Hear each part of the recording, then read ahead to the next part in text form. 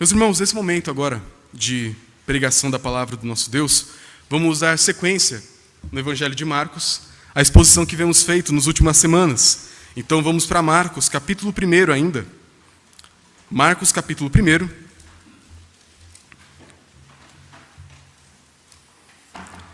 Marcos, capítulo 1, a partir do versículo 14 até o versículo 20.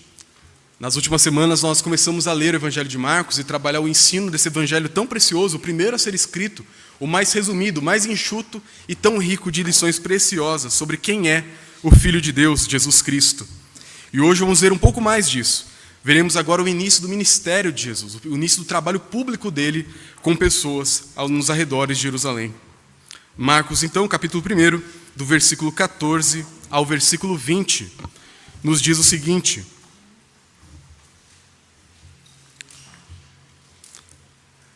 Depois de João ter sido preso, foi Jesus para a Galiléia, pregando o evangelho de Deus, dizendo: O tempo está cumprido e o reino de Deus está próximo. Arrependei-vos e crede no evangelho. Caminhando junto ao mar da Galiléia, viu os irmãos Simão e André, que lançavam a rede ao mar, porque eram pescadores. Disse-lhe Jesus: Vinde após mim, e eu vos farei pescadores de homens. Então eles deixaram imediatamente as redes e o seguiram. Pouco mais adiante, viu Tiago, filho de Zebedeu, e João, seu irmão, que estavam no barco, consertando as redes.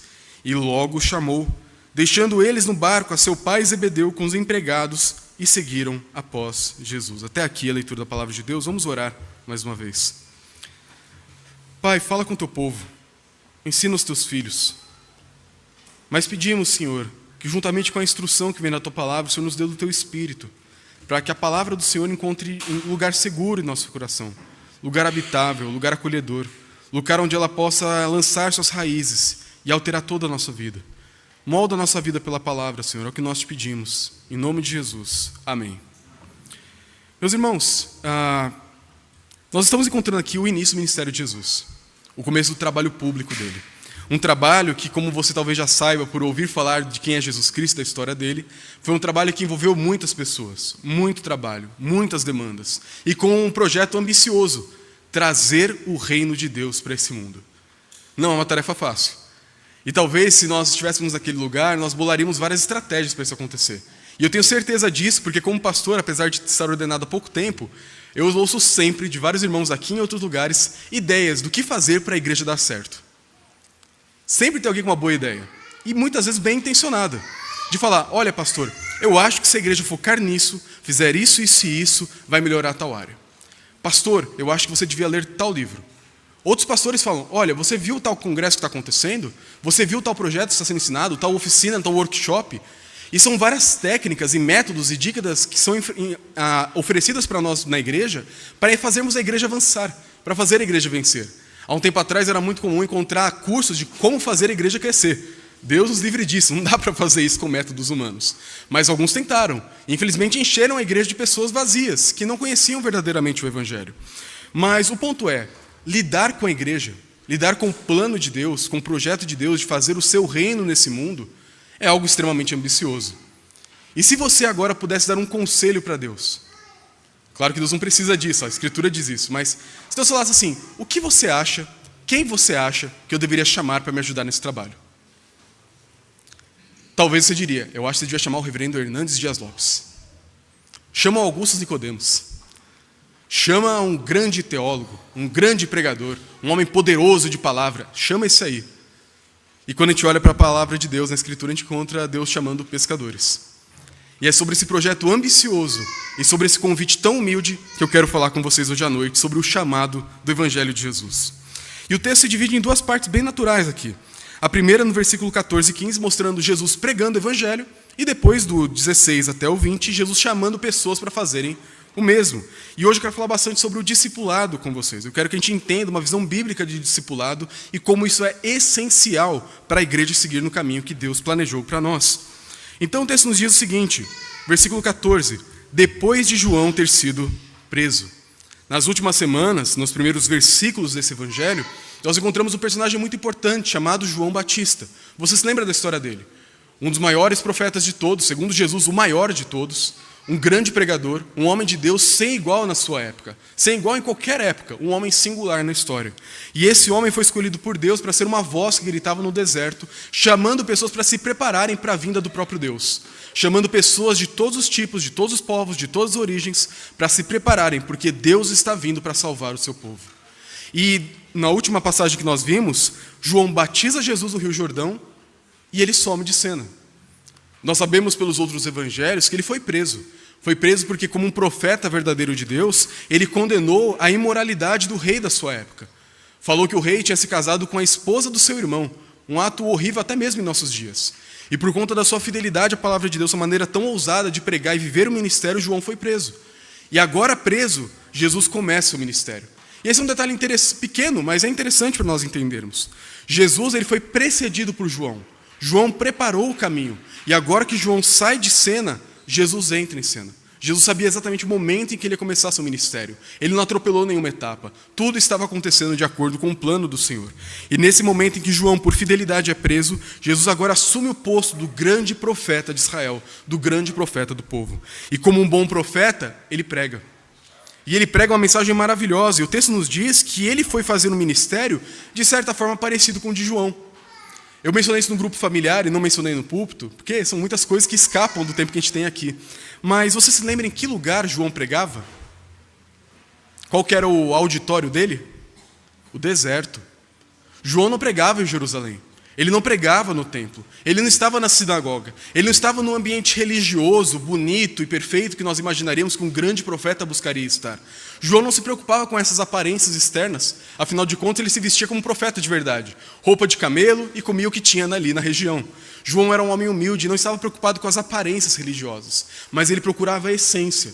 E no deserto, num lugar distante das comodidades, ele chamava pessoas para uma vida de abnegação. Uma vida de abandono de pecado e preparação para crer e seguir o Evangelho. Agora que Jesus chega, ele segue o mesmo caminho. Porque ao invés de ir para Jerusalém, para o templo, para aquele lugar sagrado, onde a grande liderança religiosa da época estava, Jesus vai para onde? O texto nos diz, depois de João ter sido preso, foi Jesus para Galileia. E a Galileia era a terra do povo de segunda categoria naquela região. Era a terra daquele judeu mais ou menos. Ele é religioso, mas tem o jeitinho dele. Ele é religioso, mas não muito. Ele é religioso, mas não tem tanto relacionamento com o templo, com os sacerdotes, com as ofertas. É um judeu mais ou menos. Não é tão consagrado. E além do mais, aquela região era habitada por judeus e por gentios. O gentio é uma pessoa que não é judia. Então, para aquele povo, para os religiosos da época, um gentio é alguém asqueroso. É uma pessoa impura. Chamavam eles de cães, de porcos, pessoas que não deviam nem chegar perto. Então a Galileia está fora do centro religioso, está cheio de pessoas de segunda categoria, habitando com pessoas que aos olhos dos religiosos nem gente era.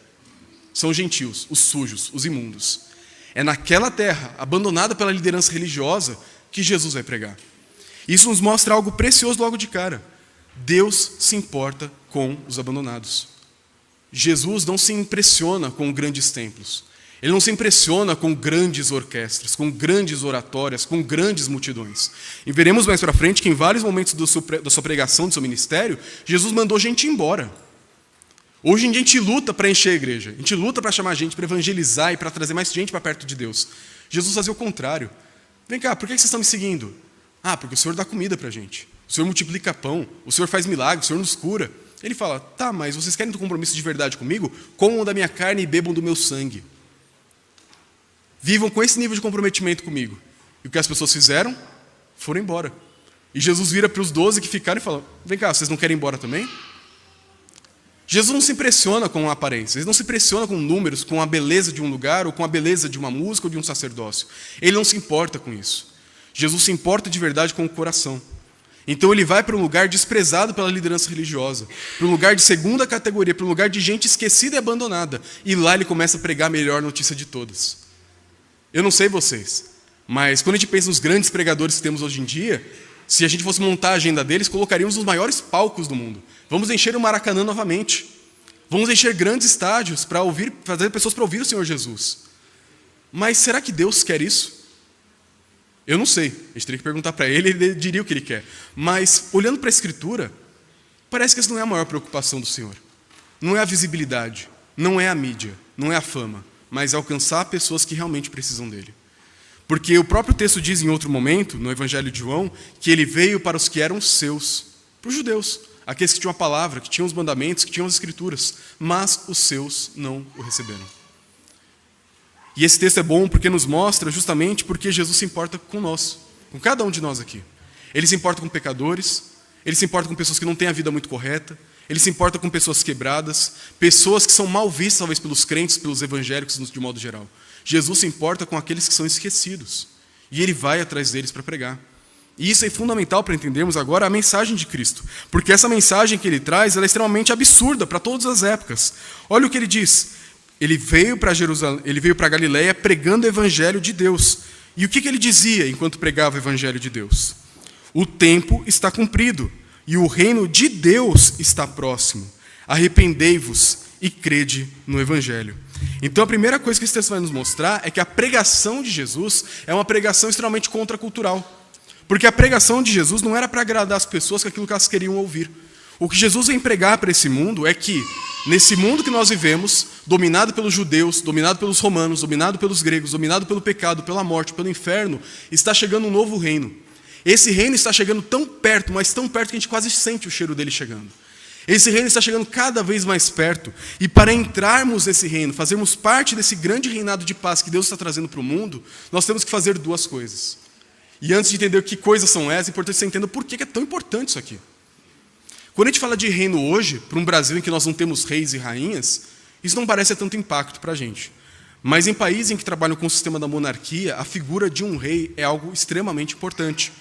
Porque o rei, além de seus papéis burocráticos e políticos, que nem são tantos assim, em comparação com os senadores e deputados, o rei ele tem a função principalmente de representar a nação. O rei é o rosto da nação. Ele representa a nação por onde ele vai. E ter um rei com um reino significa ter ali um domínio de uma figura e que espelha nesse reinado que ela tem o seu caráter. Então Jesus vem dizendo o seguinte: o tempo está cumprido e o reino de Deus está próximo.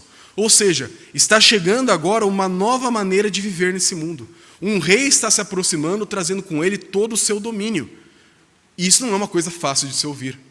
Porque quando você vive em um lugar dominado por um rei e ouve um profeta falando que está vindo um outro rei, isso pode significar uma coisa: guerra ou rendição, das duas uma. Porque quando um reino se aproxima em um lugar que já é dominado por alguém, você só pode ter uma pessoa no trono. Você só pode ter tendo domínio sobre as pessoas que estão naquela jurisdição. E por isso, quando Jesus fala o reino de Deus está próximo, ele está falando o seguinte: o reino deste mundo está com os dias contados. Os nossos ideais políticos, os nossos ideais ideológicos, os nossos sonhos de reino nesse mundo estão com os dias contados, porque um reino superior está chegando. E naquela época não era tão diferente da nossa. Nós vimos ano passado a loucura que ficou nesse Brasil, até mesmo no meio evangélico, a loucura por Bolsonaro ou por Lula. O tanto de cristãos que atrelaram a sua fé ao partido A, partido B, movimento conservador, socialista, comunista, o que for. Isso é um absurdo gigantesco. Porque nós estávamos brigando por reinos dessa terra. Muitos perderam amizades, perderam contato com parentes, sujaram seu testemunho como cristãos, por quê? Porque lutaram por um reino que não é o reino de Cristo. Lutaram por homens pecadores que sequer temem ao Senhor, e quando dizem que temem é por interesses políticos. Não temem ao Senhor de fato, a vida deles demonstra totalmente o contrário de tudo que dizem com sua boca. E nós fizemos o que muitas vezes como igreja evangélica brasileira? Nos prostituímos. Pegamos reinos desse mundo e colocamos como nosso reino. Fizemos da causa desses homens ímpios a nossa causa.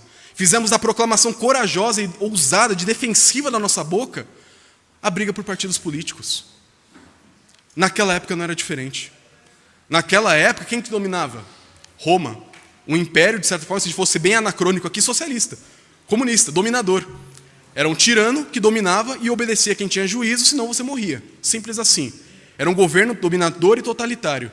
E o que os judeus queriam? Eles queriam um movimento de rebelião, os essênios queriam isso, movimentos menores queriam isso, movimentos de rebelião em que eles juntariam lideranças judaicas e fariam motins contra Roma. O maior sonho de muitos judeus era o quê? Que o Messias viesse, ele pegasse a sua espada e matasse César. Que ele viesse para o mundo, derrubasse os governantes ímpios e pagãos, matasse eles e instituísse um reino totalitário cristão nesse mundo. É isso que os judeus queriam. Por isso que quando Jesus vem e ele prega uma palavra de transformação de coração e não transformação política, Muitos ficam escandalizados, muitos ficam horrorizados com esse Jesus, porque esse Jesus não serve para mim, porque esse Jesus não cumpre a minha agenda, ele não cumpre os meus sonhos desse mundo. Graças a Deus por isso. Porque o reino que Jesus nos traz não é o reino desse mundo, não é o reino de A ou B, de partido A, B ou C. Não é um reino pequeno e tão frágil, tão sujo como os reinos dessa terra. De novo, você pode ter sua preferência política que você quiser, só não devote seu coração a isso. Só não idolatre político, não idolatre uma causa. Nós devemos idolatrar unicamente ao nosso Deus. E quando Jesus fala, o reino está chegando, os judeus não gostaram, porque eles queriam uma revolução. Os romanos não gostaram, porque eles já tinham o domínio. Nós não gostamos, porque gostamos mais de partido A ou B. Nós não gostamos porque o nosso reino pessoal não está sendo fortalecido, e sim o reino de Deus. Mas somente quando nós percebemos a tolice que é nos rendermos aos reinos desse mundo, seja ele um reino ideológico, político, social, o que for, e entendemos que o único reino que salva é o reino de Cristo, você vai ter seu coração transformado. Você vai olhar Jesus com o olho que ele merece receber, com o olho de admiração, com o olhar de fé. Porque somente quando você percebe que nenhum projeto humano vai restaurar esse planeta, nenhum projeto humano vai consertar o Brasil, nenhum projeto humano vai mudar a sociedade, só Jesus muda, você vai ter esperança no lugar certo. E você vai parar de se frustrar com homens. Você vai parar de se frustrar com você mesmo, pensando que você vai mudar alguma coisa nesse mundo. Você não vai. Quem muda o mundo é aquele que criou o mundo, o nosso Deus. A Escritura nos diz que ele levanta reis e derruba reis. O coração do rei está nas mãos de Deus e ele vira ele para o sentido que ele quiser, como um rio. Ele direciona para onde ele quer. Quem manda nesse mundo não é Nabucodonosor, não é o César, não é o Lula. Não é nenhum governante desse mundo. Quem governa esse mundo é Deus. E nós precisamos entender isso e levar isso a sério. Porque senão, na próxima eleição, agora para prefeito, vai acontecer a mesma porcaria de sempre. Cristãos vão sujar o seu testemunho lutando por um reino dessa terra. Você deve escolher, deve se engajar politicamente com aquilo que você considerar melhor e mais bíblico, mas não atrele a sua fé a isso. O reino de Deus é superior a todos os reinos da terra, e nós não devemos nos prostituir nisso nunca mais. Aprendamos com o passado, aprendamos com o erro do ano passado, aprendamos com o que alguns ainda perpetuam hoje, e não sigamos mais esse caminho, porque na hora que você se devota a um reino, a um Senhor, o outro fica de lado. E aí Jesus nos mostra qual que é o critério, então, para que você aceite esse reino, faça parte dele. E ele nos mostra dois caminhos, que não são opcionais, os dois devem ser seguidos, que é o caminho da fé e do arrependimento, porque ele diz, o reino de Deus está próximo, o rei está chegando, por isso, arrependei-vos e crede no Evangelho. Para que você faça parte do reino desse rei que está chegando, desse reino que de fato vai dominar todo mundo, como o fermento domina toda a massa, um reino que irá abraçar todas as nações. Para que você faça parte desse reino e esteja do lado desse rei, ele te pede duas coisas. A primeira coisa é o arrependimento. E o arrependimento ele é fundamental porque ele significa literalmente o mudar de caminho. É o mudar de rumo. Se a gente fosse fazer de forma bem gráfica, seria uma conversão. Você vai parar de seguir por esse caminho, vai fazer meia volta e seguir por outra direção. A conversão, esse arrependimento que Jesus nos chama aqui, é justamente esse movimento. O movimento que, em primeiro lugar, você deve reconhecer. Eu sou o problema. Eu sou uma pessoa que tenta lutar pelos reinos desse mundo. Eu sou uma pessoa que é dominada pelos próprios pecados e desejos do coração. Eu sou pecador. Eu não consigo mudar esse mundo, eu não consigo salvar o planeta, eu não consigo mudar a realidade. Eu não consigo porque eu sou parte do problema. A Bíblia nos diz desde o começo, lá em Gênesis 3, que após o momento que Adão e Eva comeram do fruto, todo esse mundo foi submetido à lei do pecado. A maldição agora está espalhada por toda a terra e nós somos os responsáveis. Alguns pensam, se eu estivesse lá eu não comeria do fruto. Mentira, você ia comer. E talvez até faria uma salada de fruta e tentaria vender para Satanás. Nós somos piores do que nós imaginamos, meus irmãos. Nós não faríamos melhor. Nós somos tão pecadores quanto Adão e Eva. Nós somos tão pecadores como os piores pecadores desse mundo. Nós precisamos reconhecer isso. Parte do problema desse mundo é cada um que está aqui dentro, do mais novo ao mais velho. Cada um de nós é a razão desse mundo estar como está. E nós precisamos reconhecer isso, reconhecer que o nosso pecado, essa desgraça que é no mundo, é em primeiro lugar uma ofensa contra Deus. O Salmo 51, quando Davi peca em adultério com Batseba, ele fala, pequei contra ti, Senhor, contra ti somente. E falta essa consciência hoje. Muitos cristãos não sabem o que é arrependimento, não se arrependem. Pensam que arrependimento, como diz para os adolescentes hoje cedo, é falar para Deus, foi mal. Eu não fui perfeito. Como se fosse uma coisa qualquer. E nós esquecemos que pecado é uma ofensa seríssima contra o juiz mais santo desse mundo. O pecado ofende a Deus. O pecado merece condenação. Mas Jesus vem para esse mundo, ele que é o principal ofendido e o maior ofendido, e fala: arrependei-vos, mudem de caminho, voltem para mim. Abandone esse antigo jeito de viver que se devota à política, que se devota a ideologias, que se devota a si mesmo. Abandone essa idolatria do eu e dos homens e volte-se para mim. Eu quero você perto de mim. O chamado arrependimento é um chamado de amor. É um chamado duro, nós temos que mudar. Mas é um chamado de amor porque é aquele que foi ofendido é que está nos chamando. Pensa, alguns de nós quando está casado e o marido, a esposa faz alguma coisa de errado, a gente faz um bico e não quer conversar pelo resto do dia. Agora pensa o nosso Deus santo, santo, santo. Pensa ele diante de todos os seus pecados. Nós te mataria o pecador, destruiríamos ele, afastaríamos ele para sempre na condenação mais profunda e terrível, se nós tivéssemos o poder de Deus. Mas o que Deus faz com a gente, com os maiores ofensores, ao Deus mais santo? Chama para perto. Ele fala: pare, escuta a minha voz, eu tenho um reino novo, um reino no qual eu habitarei com vocês e cuidarei de vocês. Volta para mim. Pare de seguir seu caminho, volta para mim. Ah, mas eu te ofendi. Eu vou resolver isso. Volta para mim. O nosso Deus não quer pessoas perfeitas. Ele quer, como nós cantamos aqui, pessoas que vêm como estão e são transformadas pela palavra dele. Mas juntamente com esse arrependimento também tem que ter a fé. Porque ele fala: arrependei-vos e crede no Evangelho.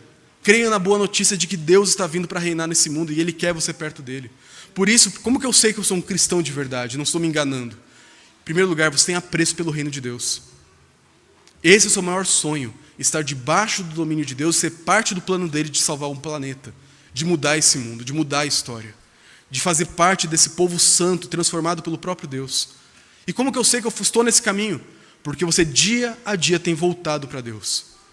Nós vamos errar, mas quando você erra, e se você de fato é cristão, você volta. Você ofende, sente vergonha e culpa, mas lembra do sangue de Cristo que te perdoou dos seus pecados e volta. Você lembra do tanto que você se afastou, mas ainda assim ouve aquela voz do Espírito Santo chamando: filho, volta. E você volta. Um cristão verdadeiro volta. Mas também ele tem a sua fé, a sua fidelidade, o seu comprometimento com uma única causa. Com a causa desse Deus que está trazendo um reino para esse mundo.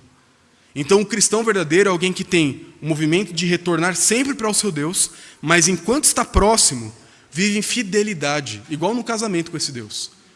E não dá para ser fiel se a gente não busca agradar, se a gente não busca viver de acordo com a vontade. Por isso que nós precisamos disso. A pregação de Jesus Cristo é uma pregação dura. Não é uma pregação agradadora que chama muitas multidões, mas é uma pregação sincera. Ele diz: o reino está chegando, o rei está vindo. E se você quiser fazer parte desse reino, saiba que ele está de braços abertos. Mas ele quer pessoas que se arrependam, voltem-se para esse rei e creiam que essa é a única causa da vida delas. Que a sua devoção cabe unicamente a esse Senhor Jesus Cristo. Que a vida dele, os bens dele, a família dele, tudo que tem, pertencem a esse rei. E vive de forma consagrada a ele. Isso é viver em fidelidade, isso é viver por fé. É viver uma vida entregue a essa causa com todo o seu ser, porque você crê firmemente nisso. Eu digo isso porque eu cresci ouvindo muitas vezes que fé é acreditar. Fé não é acreditar. Acreditar, todo mundo acredita em alguma coisa. Fé é comprometimento que vem junto com esse acreditar. Se você de fato crê em algo, você vive por aquele algo. Se você não vive por aquele algo, você não acredita de fato. É só uma crendice que sai da boca para fora. A gente costuma brincar em acampamentos. Fala para a pessoa fechar o olho e cair de costas e alguém segurar atrás. É um exemplo bem simples. Mas você só faz isso quando você sabe que tem alguém atrás e confia.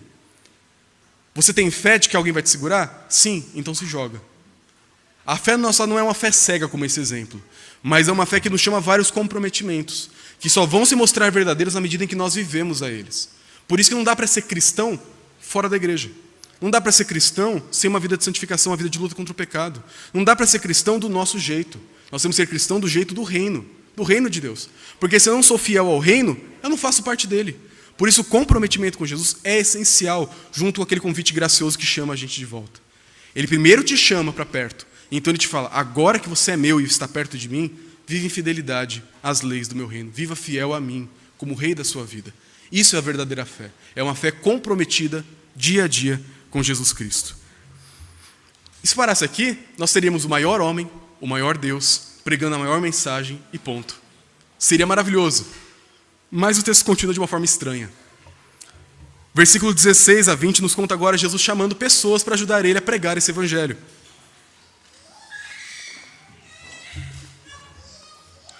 O versículo 16 nos diz: caminhando junto ao mar da Galileia, a região em que ele estava pregando, viu os irmãos Simão e André, que lançavam rede ao mar, porque eram pescadores. E disse-lhe Jesus: vinde após mim, e eu vos farei pescadores de homens. Então eles deixaram imediatamente as redes e o seguiram. Pouco mais adiante, viu Tiago, filho de Zebedeu, e João, seu irmão, que estavam consertando redes no barco. E João o chamou, deixando eles no barco, seu pai Zebedeu com os empregados, e seguiram após Jesus. A maior mensagem com o maior pregador. E agora esse grande pregador, esse grande Deus, vai na beira do mar e chama pescadores. Quem de nós faria uma coisa dessa? Mas o nosso Deus faz. O nosso Deus não está preocupado com currículos e nem com qualificações humanas que nós podemos adquirir. Pela manhã eu falava com os adolescentes na classe de EBD sobre o chamado de Paulo.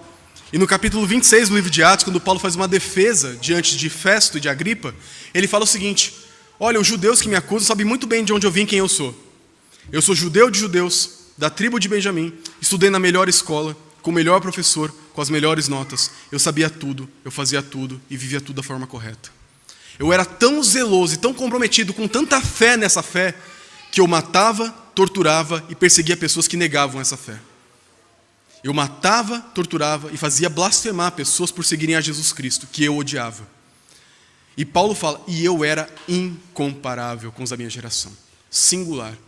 O melhor professor, na melhor escola, com a melhor formação, com o melhor currículo, com as atitudes mais ousadas e corajosas e extremas de alguém devotado a uma fé.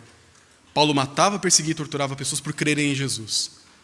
Mas ele diz na carta aos Filipenses que quando ele conhece Cristo, ele considera todo esse seu grande histórico como lixo, como esterco, diante de conhecer aquele que ele tanto perseguia.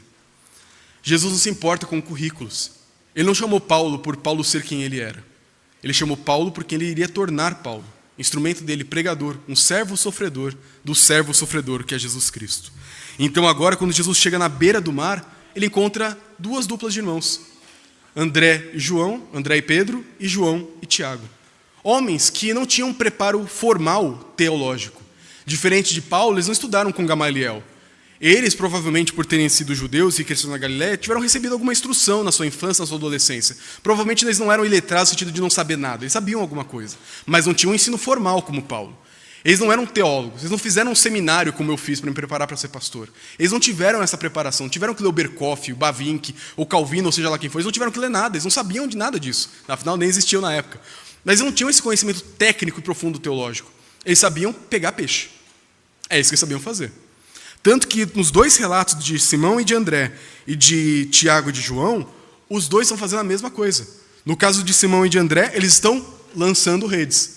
No caso de Tiago e de João, eles estão consertando redes. Eles estão trabalhando. E isso nos mostra uma lição importante também. O nosso Deus não chama pessoas que estão sonhando com o ministério simplesmente. Ele não chamou aqui pessoas que ficavam assim, eu não vou fazer nada da minha vida, porque eu sei que Deus me chamou para ser pastor. Eu vou ser um vagabundo até o dia que Deus me chamar para ser pastor. Eu digo isso porque, infelizmente, eu já vi nessa minha caminhada, apesar de ser jovem, eu já vi na minha caminhada pessoas que eram completos inúteis na igreja. Não é o caso de ninguém aqui, tá? Não falo de ninguém aqui na igreja, tá? Fique tranquilo.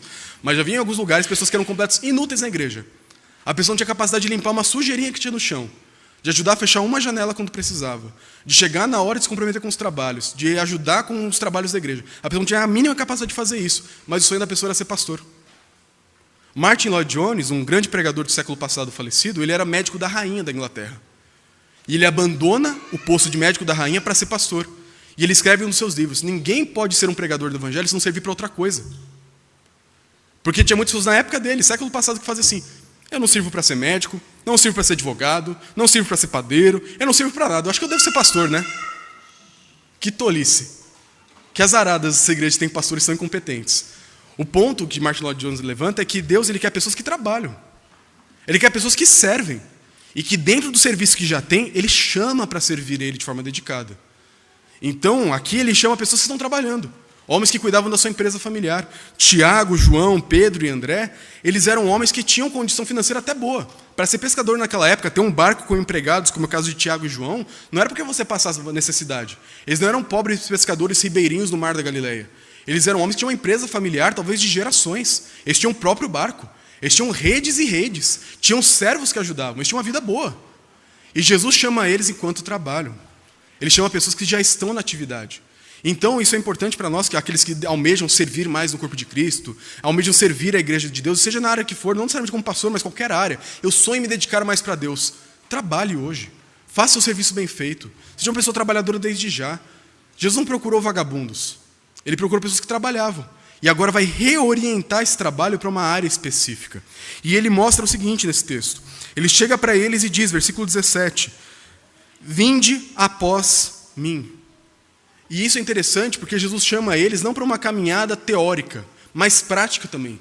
Ir atrás de alguém naquela época era um chamado para o discipulado. Jesus não queria ser um mestre que fala e os outros obedecem, mas ele era um mestre que falava e fazia. E os seus discípulos viam e faziam e ensinavam aquilo que ele falava e fazia. Desde o começo do ministério, a gente vai ver isso logo nas próximas páginas. Jesus entrega homens pecadores e simples pescadores para fazerem parte do seu reino. Ele chama homens simples, longe do grande centro de Jerusalém, sem preparo teológico formal, sem grande erudição, para serem os instrumentos que vão mudar o mundo. Serem 12 homens que vão impactar a história da humanidade. E ele chama homens assim para quê? Para andar junto com ele. Para ir atrás dele, olhar o que ele faz, ouvir o que ele fala e seguir o mesmo caminho. O caminho para a preparação para servirmos ao Senhor não é um caminho meramente teórico, mas é um caminho prático. Nós aprendemos a servir a Deus servindo a Ele. Nós nunca estaremos prontos, teoricamente, para servir a Deus. Nós sempre estaremos sendo prontificados dia a dia à medida que nós servimos e caminhamos com o Senhor. Por isso que Deus não quer pessoas perfeitas para o servir. Ele quer pessoas dispostas. Pessoas que ao ouvir o seu chamado, vinde após mim, abandonam tudo imediatamente. Nos dois relatos diz a mesma coisa. Então eles deixaram imediatamente.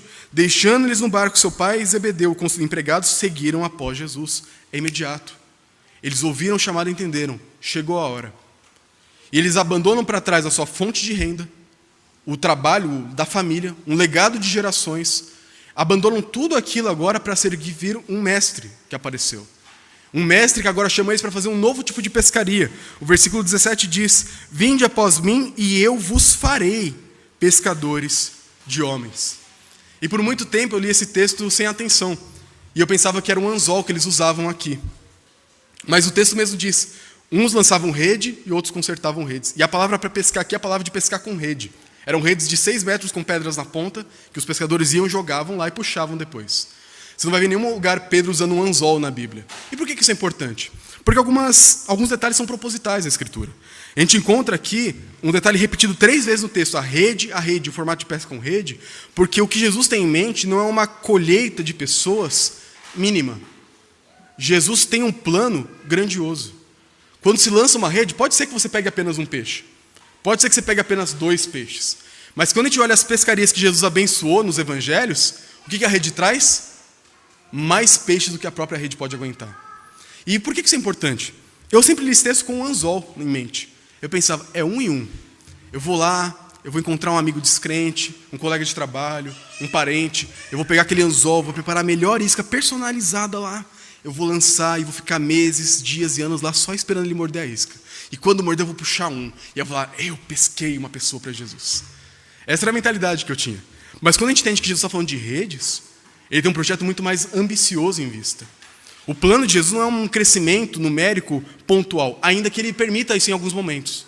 Mas o plano de Deus é um crescimento exponencial. O plano de Deus para a sua igreja é lançar redes e não anzóis. É lançar uma grande mensagem que pode ser que pegue poucos em alguns momentos, como Pedro pegou poucos em alguns momentos. Pode ser que pegue muitos, como Pedro pegou em Pentecostes, pegou 3.000 em um único dia, na rede que ele lançou. O ponto é que o evangelho que nós lançamos aqui não é um evangelho individual e personalizado. Ainda que a gente possa aplicar ele pessoalmente para alguém, a mensagem do evangelho ela é poderosa por si só. Às vezes a gente se preocupa muito com métodos, técnicas, jeito certo de falar, versículo certo para citar, e a gente perde o ponto. O ponto é que o evangelho, essa grande rede que nós lançamos, ela é poderosa por si só. As pedras que fazem aquela rede afundar e prender os peixes são pesadas por si só. Eu não preciso mirar tanto assim. Eu não preciso ter tanta técnica e tanta isca. Basta lançar na hora certa e Deus vai trazer os resultados. Eu digo isso para estimular o seu coração. Por vezes a gente ora para que a igreja tenha crescimento, para que a gente consiga evangelizar pessoas. A gente pensa, Deus vai me dar uma pessoa. Vai me abrir uma única oportunidade. E a gente esquece do plano de Deus. Basta ler o livro de Atos. Centenas, milhares, dezenas, famílias, povoados. Deus se agrada em trazer muitos e muitos para perto de si. Eu tenho falado sobre crescimento de igreja no último ano, eu dei uma pausa um pouco para não cansar os irmãos, mas a gente tem orado por isso, espero que você tenha orado por isso, para que a nossa igreja cresça. Não apenas em quantidade, mas em qualidade, mas a quantidade é importante. Mas já para eu pensar que orando por isso, Deus pode trazer 50 pessoas em um final de semana, através da sua boca?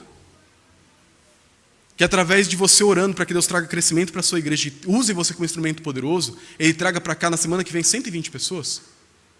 3.000 pessoas?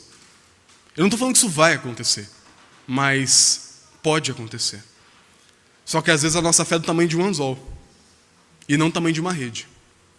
Nós olhamos para o plano de Deus de chamar pessoas simples para fazer uma obra grandiosa, e nós pensamos, vai ser difícil, os resultados serão esparsos, será extremamente árduo. Mas o texto fala o quê? Venham, eu vou fazer você pescador. E vocês vão lançar redes, e vão trazer elas cheias de peixinhos, como as crianças cantam. Pode ser que no seu momento de vida, no plano de Deus, você seja aquele que vai pescar 1 ou 2. Pode ser. Pode ser que por desleixo da igreja hoje, Deus não traga muitos peixes para a gente. Lembra do final do Evangelho de João? Eles pegam seus próprios barcos e voltam a pescar. Seguem a vida que eles tinham. E nada. É um ou outro, quase nada.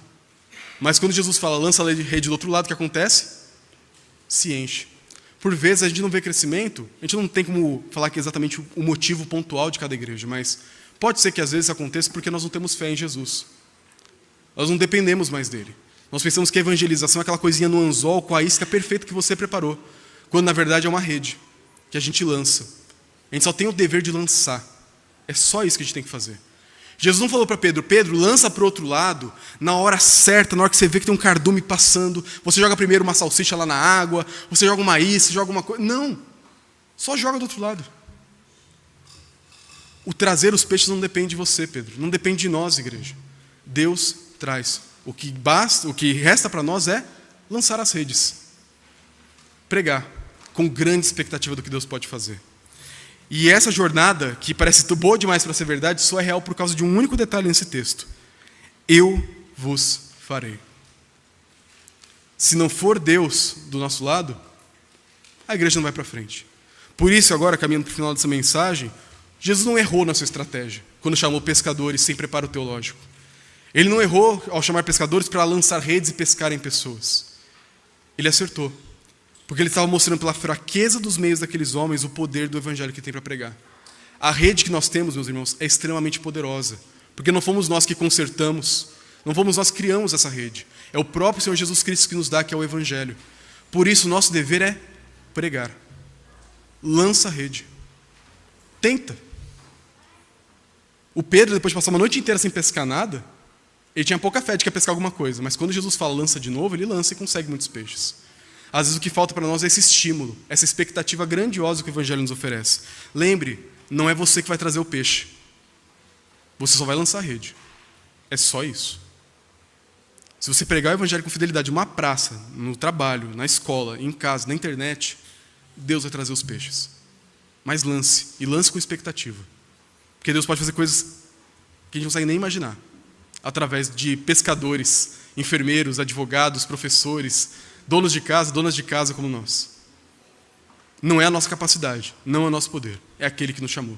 Por isso que a missão de Jesus não é fracassada, é bem sucedida, porque é Ele que faz a obra. Ele que faz cada um de nós, pescadores de homens. O que resta para você hoje é ouvir o convite e aceitar. É obedecer a Jesus. Ele diz, vinde após mim. Você quer lançar as redes, quer fazer parte dessa grande obra do Senhor? Siga Jesus. Não é falar que é crente, é seguir dia a dia Jesus. Vê como ele prega, vê como ele se porta, vê como ele anuncia o evangelho. Olha os comprometimentos do coração de Cristo, o reino que ele está pregando, a nobreza da mensagem que ele traz para esse mundo. E pregue ela. Essa é a rede de Cristo. Não é o nosso anzol. E isso deve marcar o nosso ministério.